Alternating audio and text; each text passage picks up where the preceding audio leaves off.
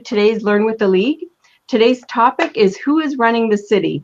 I'm here with Ryan Smoot, and he's city manager for the city of Torrance. Thanks for joining us, Ryan.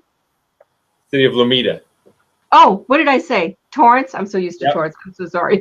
Lomita, that's right. That's right.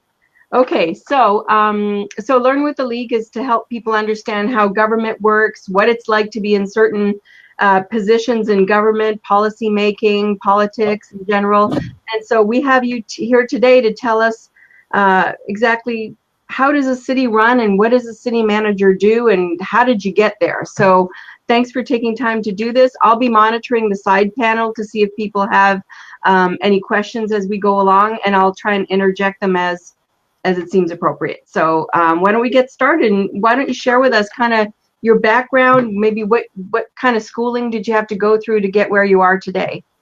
Yeah, sure. My background in public administration. Sorry, I'm going to turn my volume. I'm getting some echo here. Okay. But my background is in public administration. I have worked in various cities for, about 8 or 9 years now. I, before that, lived and worked in Australia and worked with some local governments over there and some business organizations. But mostly here in the United States, I started with the city of Bellflower actually as a volunteer, full-time volunteer, and just to get my foot in the door and learn it. And I wound up being hired on with the city. And then from there went on to a city down in Orange County. And then actually Bellflower recruited me back. And from there, I came to the city of Lomita, and I've been here for about 2.5 years now. As far as schooling goes, I have a bachelor's degree in political science. I have a master's degree in public administration, and then various certificates here and there from other minor things. Mm-hmm. So were you assistant city manager, or did you go straight to city manager in those other positions? So I've always, my path is a little bit unusual. I've always been in a city manager's office. Even in Bellflower as a volunteer, I was volunteering in the city manager's office, doing legislative affairs and essentially making sure that the city's legislative efforts and the city's legislative voice was being heard within our state legislature. And I enjoyed it, and so I kind of stuck with that. I stuck on that path. I am, by all accounts, a generalist, and I think it served me well being in the city manager's office, having to look at a lot of different areas all at the same time. So in my career, I've always been within a city manager's office in every city that I've been in. Having said that, this is my first city manager official gig. At Bellflower, prior to here, I was the assistant to the city manager. Okay. So have you had any private sector jobs? I have had private sector jobs, not in the same sort of role. I worked through college. I worked in restaurants and minor jobs like that to put myself through college. And I have worked in the medical field a little bit with a small doctor's office where I grew up. So I have had private sector jobs there as well. But as far as the administrative side goes, all in cities. Interesting. Okay. So I guess why don't we just kind of jump into what is a city manager and what do they do? Sure. The easiest way I can describe it is the city manager is de facto the CEO of the municipal organization. We operate in some ways very similar to a private sector CEO and in some ways very differently. I would say we're closer. Keep in mind, we have in a city like ours, we have 5 bosses. We have a 5-member city council that we report to, or I report to as the city manager, who sets the policy decisions. They would be like a board of directors in a private organization that sets the policy for the organization going forward. And it's my job to implement that on a day-to-day basis, and then come back to the council with recommendations as to how they can improve the policies going forward. So that's, in a nutshell, that is what a city manager does, is we take the policy direction from the city council and go out and implement that into the organization on a day-to-day basis. Okay. So what kind of department? So you said earlier you're a generalist. So what did you mean by that? Because that probably would help kind of set the tone for what we're going to talk about. A lot of times city managers will come up through a particular field. For example, they'll come up through the public works department and they'll be an engineer. So they'll come up through the Public Works Department, having worked in Public Works, then moved their way up into management, in middle management of the Public Works, and then from there become a Public Works Director, and eventually maybe get appointed as the city manager for whatever city they're in, or maybe even another city. That is a sort of linear progression. My path has been somewhat different than that, in that my knowledge of things has been an inch deep and a mile wide. I'm by no means an expert in any of the fields of the things that the city does, but I have people around me who are experts in those things, and I rely on them to be those experts in those things. And it's my job to translate their expertise up to the city council, and translate the city council's policy directives down through their respective departments. So, that's one example through Public Works, but a lot of city managers can come from any of the various municipal departments that cities might have. Right. So you're not heavy in one expertise or another. You've learned a little bit of everything. Yeah. In my experience, like I say, my knowledge is an inch deep and a mile wide. I would say if there is an expertise I have, it's on the legislative side, because in every city I've worked for, we've taken a pretty active role in state legislation and federal legislation. And so I've learned the process of the state and federal legislature from that end, to be able to accomplish the city's goals through the legislature, and then translate the legislator's directives back down to the city. Okay. And so is your position a hired position, like where you applied and you got hired and vetted and all that, or is it an appointment kind of thing where they say you're it? It's both, actually. It is no different than any other position in the city. It's an application process. Many times it goes through a recruiter. There are various recruiting firms that do both private and public sector recruitments, and a lot of cities will use them for city manager recruitments.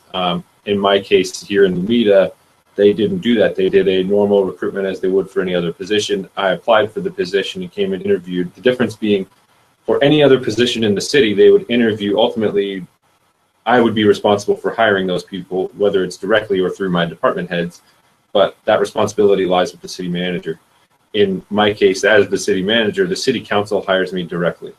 So the interview process goes through them directly, and they hire directly for the city manager. Mine is a contract position, though not a private contract. I'm an employee of the city, but I have a contract separate from the employees.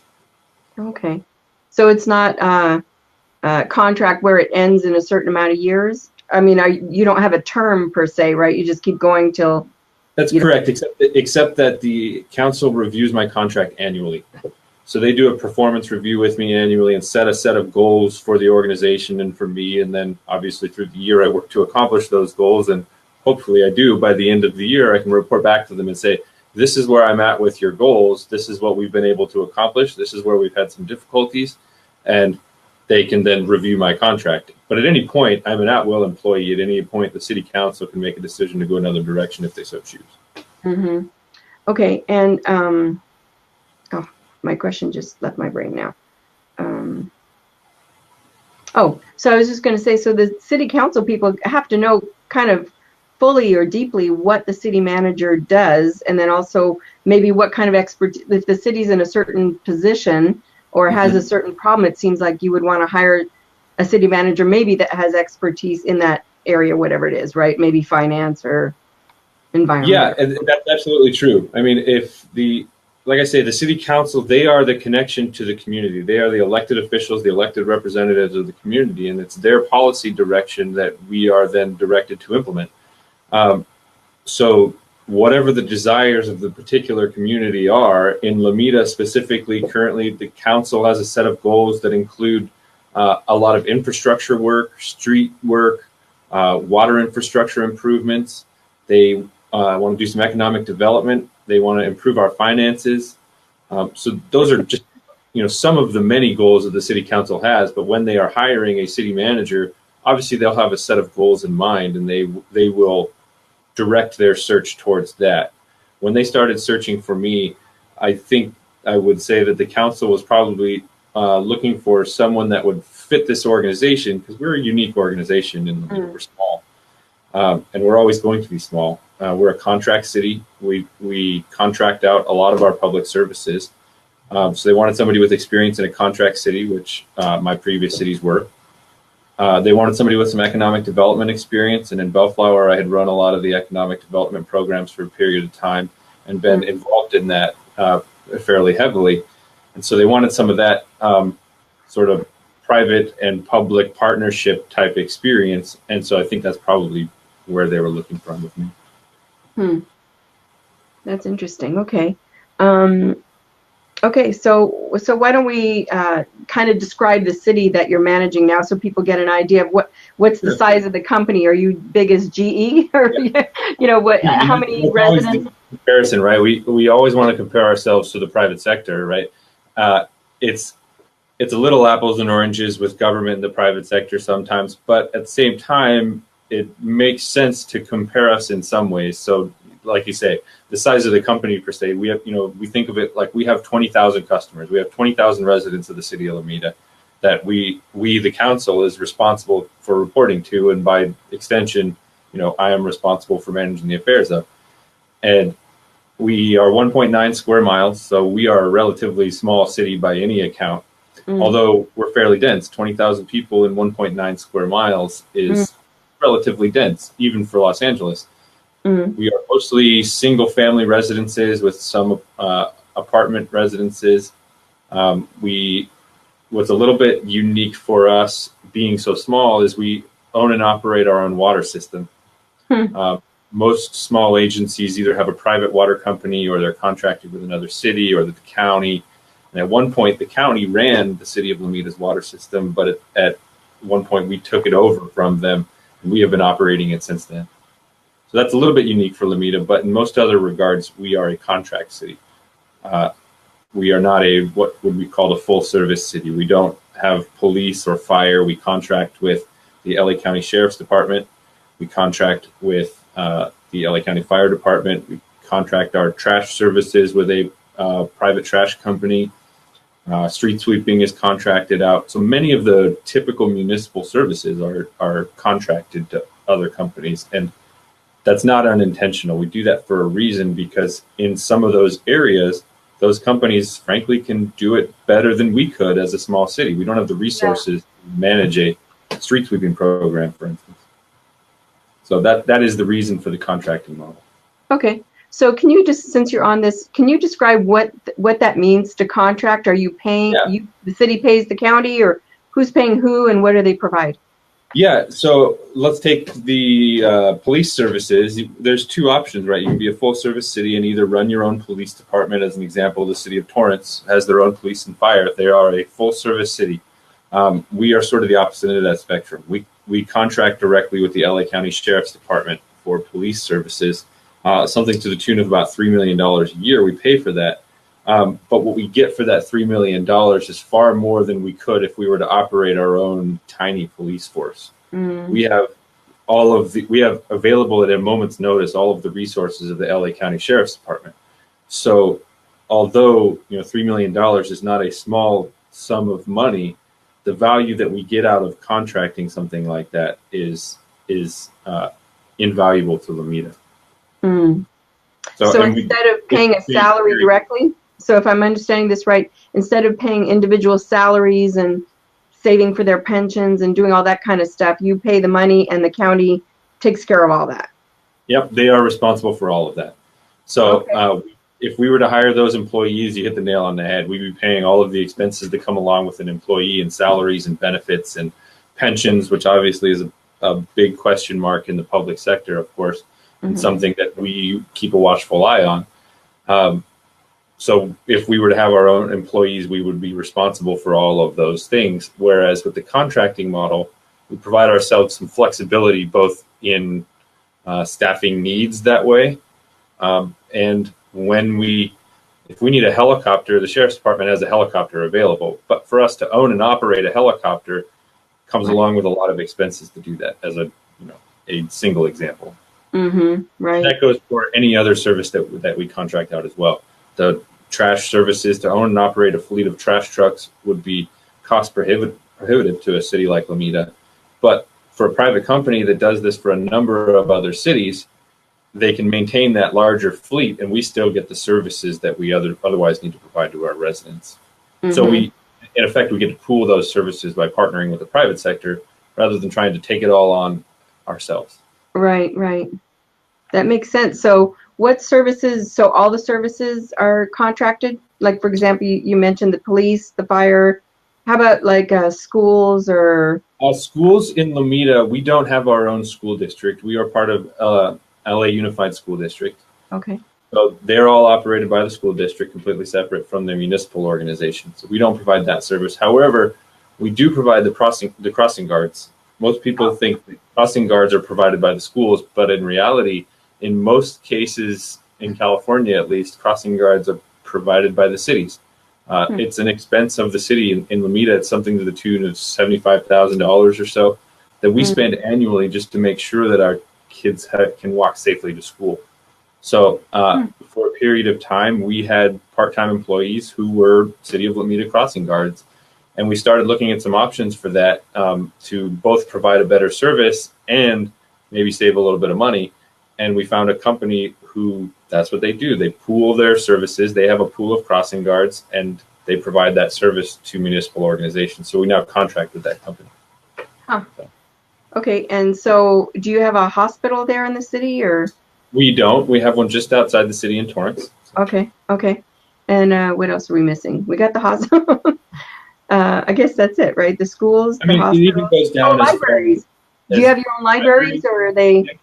We do. We have a library here in Lomita. It is a county library. So the county owns it. They operate it. Our municipal facility here it's sort of three buildings. We have county building and safety, and we have city hall in the middle, and we have the county library on the other side. But it's sort of one complex, if you will. And the county library is owned and operated by the county, and the building and safety services are offered by the county. We actually contract with the county for building and safety services as well. Okay. So, I mean, the contract model is rather flexible. It can be as much or as little as you want, as a municipal organization decides it should be, to provide the best value to the residents. And here, because we're so small, contracting makes a lot of sense. Mm. So are those contracts really long term, like a commercial lease or something, or are they, how Depends long on are contracts? It's typically, I mean, it doesn't really behoove anyone to do, a short-term contract. So we try to avoid a 6-month or 1-year type contract. Typically, most of those things are, most of our service contracts are 3-5 years, something like that. Sometimes for trash, it's a 10-year contract, but we don't want to go too far because we want to ensure that we have an opportunity to renegotiate those contracts. Right. As far as the sheriff's department goes, that is something that we contract for effectively on an annual basis. So we have the opportunity annually to review our level of service with the sheriff's department and add or subtract from our services as we see fit, obviously subject to our budget constraints. Mm-hmm. So the sheriff, I'm sorry, so the sheriff is LA County or LA City? Whose sheriff is that? LA County Sheriff. So do they have a station there close by, or are they coming all the way from LA somewhere? Yeah, they do. They have a station here in Lomita, actually, on Narbonne, just down the street. And we are lucky enough in Lomita to have the station within the city, though the station also serves some of the hill cities, the Palos Verdes cities up on the hill. Mm-hmm. But they happen to be right here in the city. So by default, we get a little bit of extra coverage just by sheriff's cars driving in and out of the city. Right. So that kind of works out nicely for us to have that. Yeah. Yeah. So how many departments, since a lot of it is contracted, what's left now what are the types of departments you have there? Yeah, so we have 5 departments in Lomita. We have the city manager's office, obviously, which is sort of administration, if you will. We have administrative services, which is our finance department for all intents and purposes, though they do a few other things as well, like our water billing for our water system. We have public works, which our public works teams oversee both our water system and our streets projects, although we contract out for some of the street work when we have slurry seals that need to be done, or restriping or things like that, we will contract out that work, but our public works team does some of the preliminary work for it. So we have a small maintenance crew that does both water and streets, and the preliminary work for our projects in public works. Our public works team oversees also the treatment and distribution of our water too. They also run our engineering department. So when we need to review subdivision maps or review engineering plans, we have an engineering team that can do that.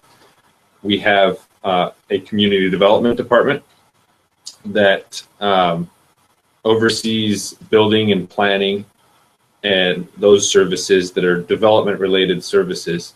So if somebody wants to come in, if anything from a patio cover to a apartment complex, they're the team that gets them started through the process before they go over and pull their permits. They have to go through the council and get whatever approvals might be necessary to get there. The planning team starts them and then oversees them through the building process as well. Okay. Trying to think what I'm missing now. See, I cover community development, admin services, city manager's office, public works. Oh, the most important one, we have parks and recreation. Parks and recreation here in Lomita is something that is huge for us. It's something we pride ourselves on, and this community is kind of known for, is our parks programs. So we have one programmed park in the city, one major park, although we have minor parks at various points throughout the city. But that at that one park, we provide a lot of youth sports programs, adult sports programs, classes. We are known for our dog training classes. Dog training? Dog training classes, yeah. Wow, okay. So our parks programs are a big thing in Lomita, and it's something that the council focuses on, not only for maintaining the services, but also making sure that those services are affordable for our residents. So they actively keep the costs of those services down for our residents, even if it means charging out of city non-residents a little bit more to offset. They want to make sure that our residents have a place that they can use. Wow, that's pretty cool. So how many people are in that department? Oh, geez. It's the vast majority of our part-time staff is in public works and parks and recreation, mostly parks and recreation. Full-time staff, there is a full-time maintenance crew in parks and recreation, as well as administrative crews and the team that oversees sort of the youth sports programs. So that's probably, of our total employees, that's a large portion of it, because it takes a lot of people to run those kind of programs. Yeah. So what do you think the biggest challenge is? Because it sounds like the way things works is pretty ideal for a small city with the contracting and all that. And it sounds like you're pretty lean and mean. We are absolutely lean. What do you think your biggest challenges are? For Lomita specifically, the biggest challenges I would say right now are the council has some pretty lofty goals that they want to accomplish with regard to streets projects. I mean, over the last, say, 4, 5, 6 years, the council has devoted a significant portion of our budget towards infrastructure improvement. We have paved, for the first time in the city's history, we have a regular slurry seal program that we didn't have before, where over a period of time we rotate by zones through the city, and we will be slurry sealing and doing some underlying maintenance work on every street in the city over a period of years. We've never done that before. We are investing in the city's water system. The council, I mean, in Lomita, that's always been a little bit of a challenge with our water system ever since we took it over, because quite frankly, we took over a system that most of which was put in place between 1928 and the mid-century. So we're dealing with a pretty old water system, and the distribution system that comes with that has issues. So we have a lot of pipes to replace. We have, for the vast majority of the city's history, we imported water from through Metropolitan Water District from either the Colorado River or the State Water Project up north. And at some point a few years ago, the city council decided to build our own production facility where we could pump groundwater, which is much cheaper than importing water, and treat that water and provide it out to our citizens.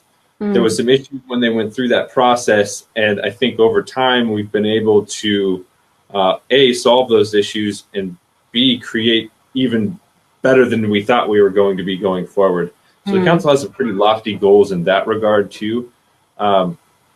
We have a significant project coming up where we're actually adding a second treatment program to our production facility to further improve the aesthetics of our water. Although there's no health and safety requirement from the state of California that we have to do that, it's something our residents have been loudly requesting that we take a look at. And so the council heard that and has committed to designing this project to solve some of those issues. So that's probably the biggest issues. It is those infrastructure improvements and finding the funding necessary to do those. I think I'd be remiss if within any organization in California at the moment, we'd be remiss if we weren't talking about pensions. Public pensions are an issue that we have to deal with. I think that is across the board, and Lomita is no different. And we are doing that. I mean, this council has been proactive, and as importantly, if not more importantly, our employees have been proactive over the last few years and have recognized the importance of paying into their own pensions and being responsible for those. And so they have picked up portions of their pensions that they weren't paying previously.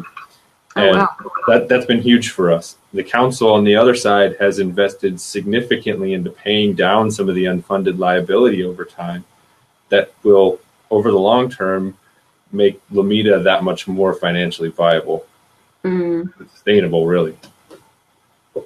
Yeah, because you don't want to have a bankruptcy, right? So well, I mean that's small no city. I mean, those are small numbers. It seems like you could be swayed pretty. The numbers could swing and be a big problem all of a sudden, right?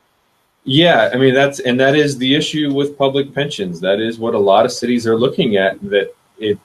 We have racked up a public debt that is going to be very difficult to pay, and we have to find some solution to fixing that and creating a solvent system, not just so that the city can be solvent.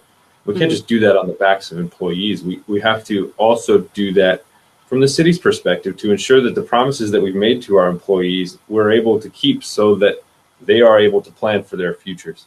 So it's a delicate balance, right? I think over the long term, the city of Lomita has done a fantastic job, both from the council perspective and from the employees, of recognizing that and coming to the table and finding some solution. So was that a negotiated thing that the employees agreed to start contributing and maybe scale back what the city's responsible for? And was it that kind of thing? Yes, it is. It is negotiated. Like I said, in the public sector, we're a little bit weird, frankly, and a lot of those things have to be negotiated. And in some ways, we're actually limited as to what we, from the city perspective, how we can mitigate those costs going forward. We're a little bit limited. Yeah. A lot of cities right now are going to the state and saying, give us the tools we need to solve these problems. Give us the flexibility we need. And they have done that in some regards. A lot of cities, including Lomita, have gone to a tiered structure whereby, your employees that are sort of grandfathered in, they have, one pension formula. Although your new employees who have maybe coming from another city have a second pension formula, and your brand new employees who have never been with another city and are coming in to work in the CalPERS system have a third, even lower formula. So the state has given us some flexibility in that regard, although in order to solve the problem statewide, I think there's going to have to be some more flexibility over time from both ends. There has to be recognition on both sides of the equation that, frankly, the municipal bankruptcy process is not good for anybody. Right. So doing everything we can to mitigate that process on the front end is beneficial. And although it's a little bit painful, we have to be fiscally responsible. So. Right. Is your treasurer there at the city? You have a treasurer for your city, right? Yeah, we have a finance director who acts as our treasurer as well. Okay. And that person, they have to work within a certain parameters for risk reward, right? They can't just invest too aggressively to get those returns. As far as investment, we're actually as government fairly significantly limited as to how we invest money. I mean, obviously we want to be as responsible as we possibly can with the city's money, which part of that means getting a viable return on our investments. But we do that intentionally as conservatively as possible. So, compared to some other organizations, and I mean, CalPERS they are in their own world as far as their investments. Right. But from the city's perspective, investing our own resources, compared to private sector investments, we probably won't get the returns that other cities get or other organizations or individuals might get. But we don't take on the risk that they take on either. And so, first and foremost, our goal is to maintain the long-term stability over the return. Which does put you in a little bit of a box. Yeah, and it's somewhat intentional. So what would you think is the biggest misconception about what a city manager does, or who's, like my title for today's talk is who's running the city, right? Some people think the mayor runs the city. Some people, I don't think most people even know city manager exists, but no offense, but I think the regular public doesn't know. I kind of like it that way. I mean, honestly, the more the city manager can stay out of the limelight, the better off we feel, right? We are not elected. We are not. Although we are responsible to the residents of the city, obviously, ultimately we are appointed by the city council and subject to the whim of the city council. The city council are the elected officials and the representatives of the people of the city, and the policies that they create, whether I personally agree with them or not, are the policies that they'd like us to implement, and we have a duty then to go implement those. Having said that, I also have a duty to offer them my best professional recommendations as to how to accomplish their goals. Right. So really, it's sort of a symbiotic relationship. I mean, in a council manager form of government, you have to have constant communication both with the city council as well as out to the employees to be translating that message back and forth, and out to the residents as well. It's a constant communication battle to keep information going in all those different directions. I mean, from a city manager's perspective, that's always a challenge. It's always going to be a challenge. As far as who really runs the city, the direct, no questions asked answer is the city council does. They are in Lomita specifically, we have a 5-member city council, and they act as a body. No one individual council member, even the mayor, has any more power than any of the other 4. If the body does not make a decision, there is no decision. So no one council member can direct the organization or the direction of the city. It has to come from them as a body. So they have to work together to come to some common direction that they want to move. So you attend. Oh, so go ahead. Go ahead, please. So you attend all the city council meetings then to be there to advise them? Yes.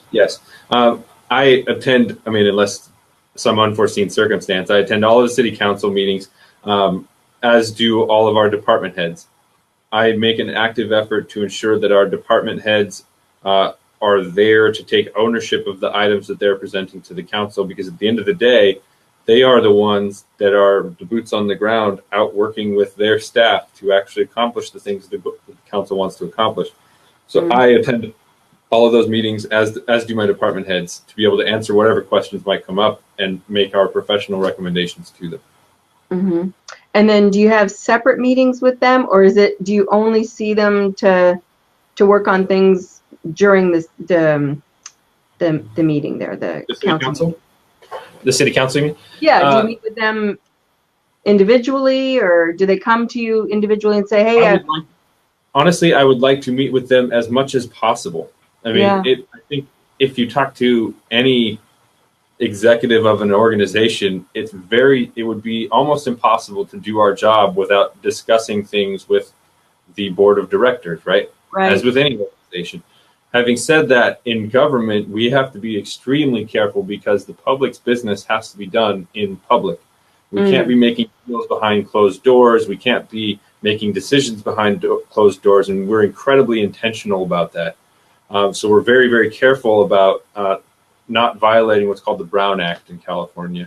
Has to do with open meeting laws and making sure that we post our agendas and what we discuss is on those agendas, and we're not going off and discussing other things that either weren't posted or discussing things behind the scenes that the public doesn't have an opportunity to weigh in on. So we all of the decisions that the council makes get made in public. Having said that, there are minor day-to-day decisions that I have to make as the city manager, but all of the broad policy decisions are council decisions that must be made in public.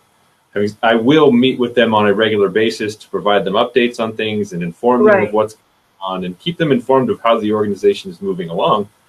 But we can't make decisions behind the scenes. We have to go out to the public, and we should go out to the public. We have a trust from the public that we're making decisions openly and honestly and transparently.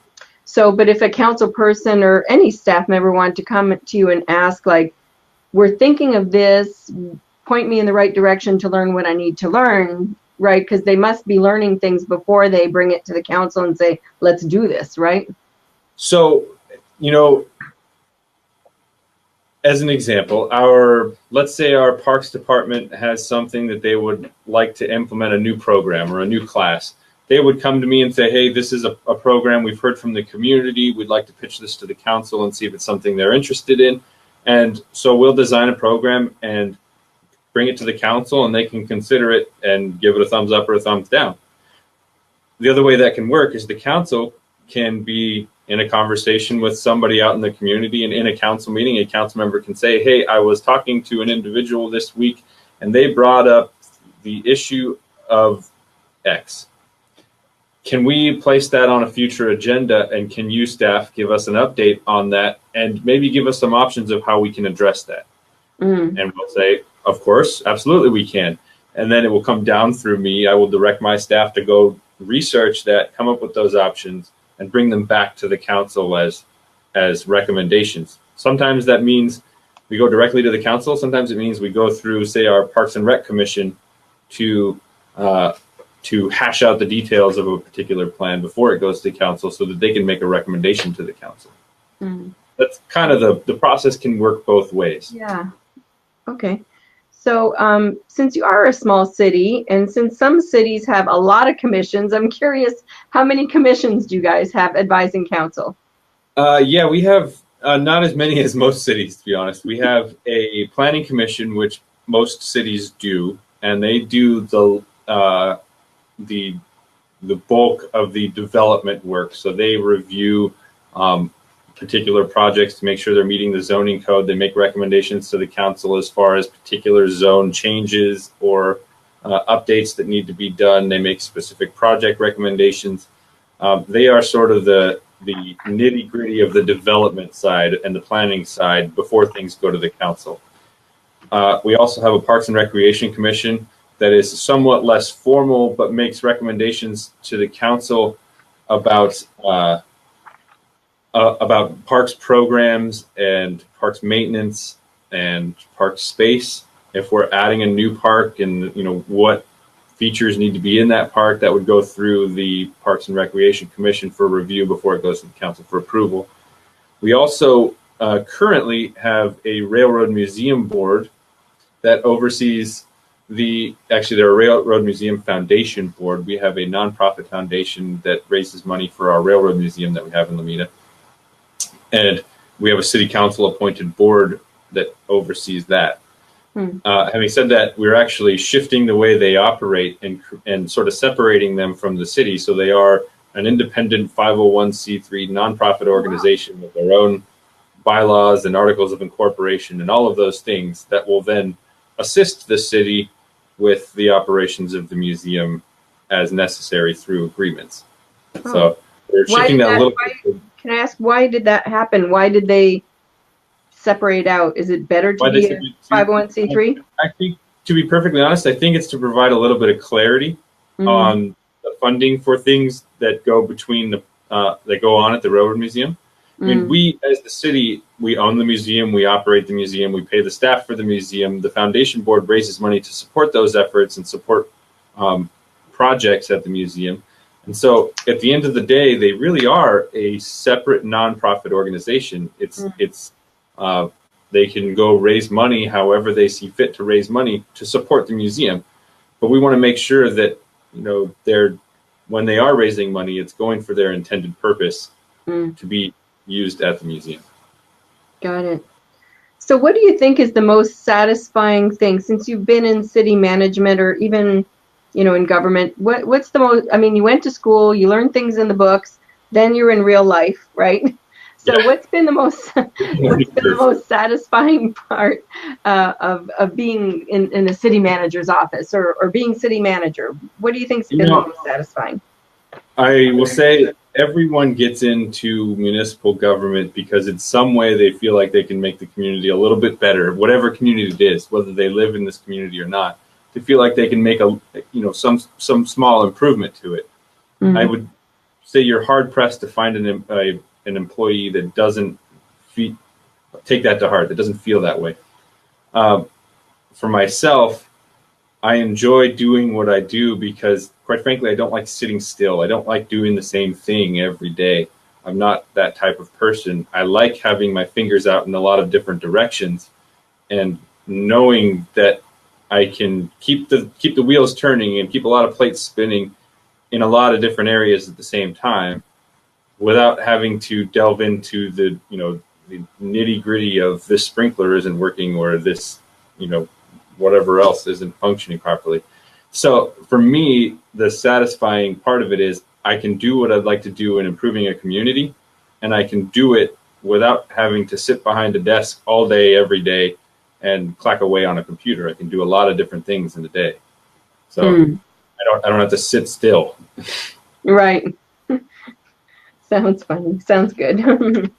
Let's see. So, are there any like professional associations where you share ideas and like who are your peers that you got a problem you go to, or how does that work?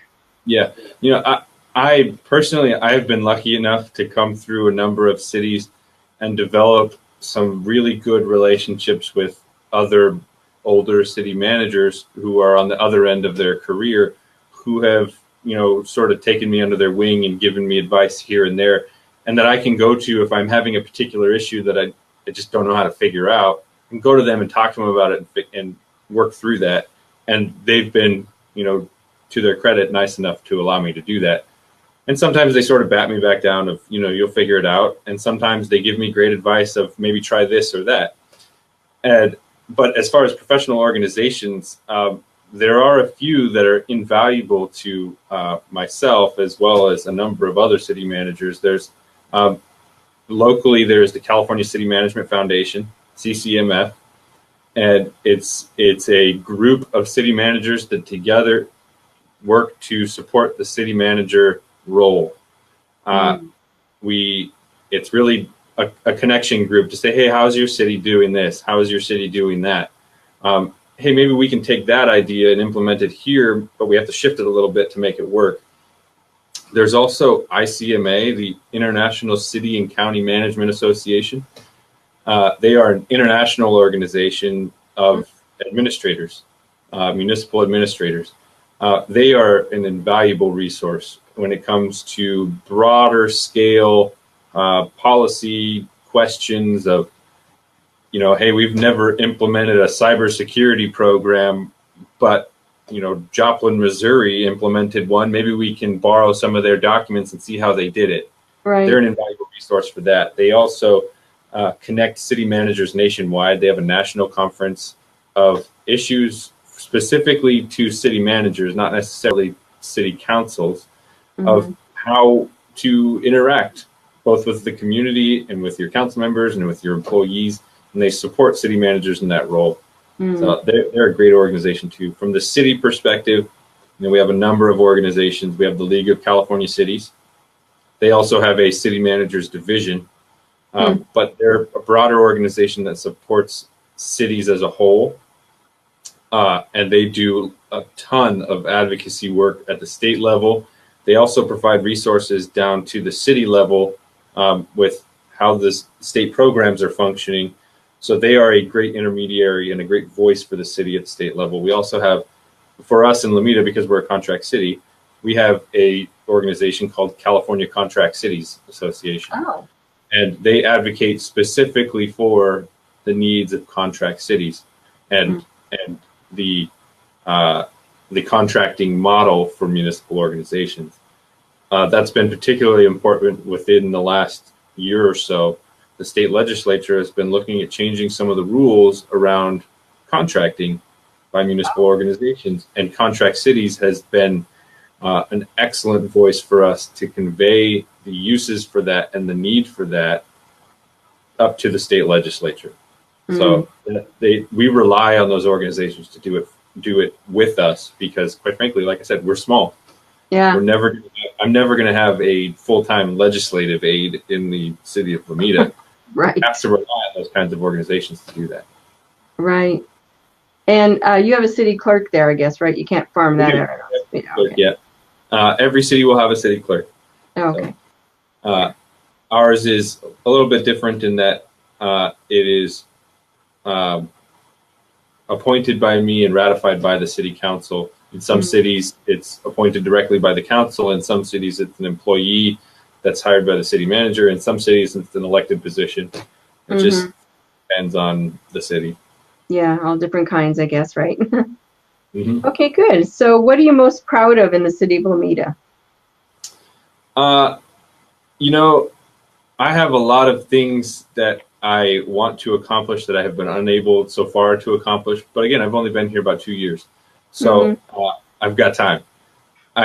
Thus far, I am proud of maintaining a balanced budget. Every year I've been here, we have had a structurally balanced budget. And in a municipal organization where costs are going up and revenues are staying flat, which is a lot of cities in California, unfortunately, that's a difficult thing to do. So I'm proud that I've been able to make recommendations to the council that they've gone with that have kept a balanced budget for our city. Our city is never going to be the city that's going to have the major peaks and valleys like other cities do. We will maintain fairly consistent throughout the process over time. So we're never going to have huge financial problems. We're never going to have huge boons and pools of money sitting around. We're going to be somewhere in between, which I think is a good place for a city to be. That's how we should be. If we're balancing our budgets appropriately, that's how we should be. So I'm proud that we've been able to do that here in Lomita. So are you also CFO of the city then? Or is that the treasurer's? That would be she's our administrative services director, and she also acts as our treasurer. That would be kind of her role, to be that chief finance officer. So through the budget process, I would work with my department heads to ask them to craft their budget within a specific total nut. And then we would work back and forth from there on a department level. And then the finance director and I will work to make sure that we fit all of that into our long-term projections for revenue and expenditures, and make sure that we're presenting an overall budget that is structurally balanced. And is your budget yearly, or is it one of those that's every 2 years, or how often do you get it approved? Yeah, we are on an annual basis here in Lomita. I have worked in cities that were a 2-year budget, and I've worked in cities that do an annual budget. Some cities do more than that. Some cities go all the way to doing 5-year budgets, which I think presents some issues. Yeah. Although, it's a lengthy and frankly tedious process to develop a budget that's that large. I mean, we're talking about a $25 million budget. That's a large budget to develop on an annual basis. Yeah. But what that gives us the opportunity to do is regularly revise our projections so that we can ensure that our budget stays balanced over time. So there's upsides and downsides. It's a lot of work for our finance team, but at the same time, it provides us some continual flexibility over time. Yeah, I would think so.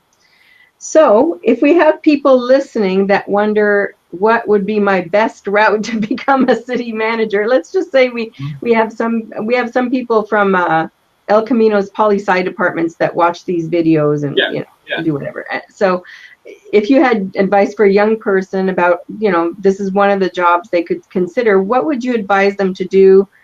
Like now that they're graduating high school or just getting into El Camino, what would you advise them to do to have a career in this field? Number one, I would say start working in the field. Even if you're in college and you want to work part-time, Start looking at parks and recreation departments. Expose yourself to what it means to be a municipal employee. Mm. We are, frankly, just different than the private sector. The public sector is its own beast. We are the consummate service organization. So in any department across the city, our employees from top to bottom have to be customer service minded. They have to. They are the face of the city to the residents. And so start working within that and start feeling what that is like. Because it's not easy sometimes in being in that customer service role and still having to accomplish whatever it is you need to accomplish. So I'd say, number one, start working in the field in any form or capacity. Like I said, I volunteered just to get my foot in the door and get the experience. Mm. The other thing I'd say is obviously be in college and be looking at the degrees that are necessary to be in an organization like this. In government, many positions require a degree. Even some lower level positions require a degree of some sort. Mm. As you get into the administration side, you're probably looking more into the political science, business administration, obviously public administration. Those angles are what is going to get you up that path. If you want to be a city manager, not every city manager has a master's degree, but many do at this point have a master's degree, typically in public administration or business administration or some maybe urban planning, some field like that. Mm. But the beauty of a municipal organization is really whatever someone is interested in, we probably have a place that they can slot in and still serve the community while having a great career at the same time. I mean, that's sort of the beauty. We have our fingers out in so many different directions that you can do a lot of things in local government. And I would say, of all the branches of government, I mean, if you want to make the community better, you can do it at the local level. You can work for the state. You can work for the federal government. You can work for the county. You can work a lot of different places. But I would say there is no place like working for a city government. There's no place like working in local government. All of the other branches of government, on some level, you are disconnected from the people you're serving. Yeah. In local government, we can't be. I mean, all the way up to me, we have to walk out and talk to residents at the counter, and we get to interact with them and see what their needs are and how we can shift our services to meet those needs. You don't get that in a lot of other levels of government.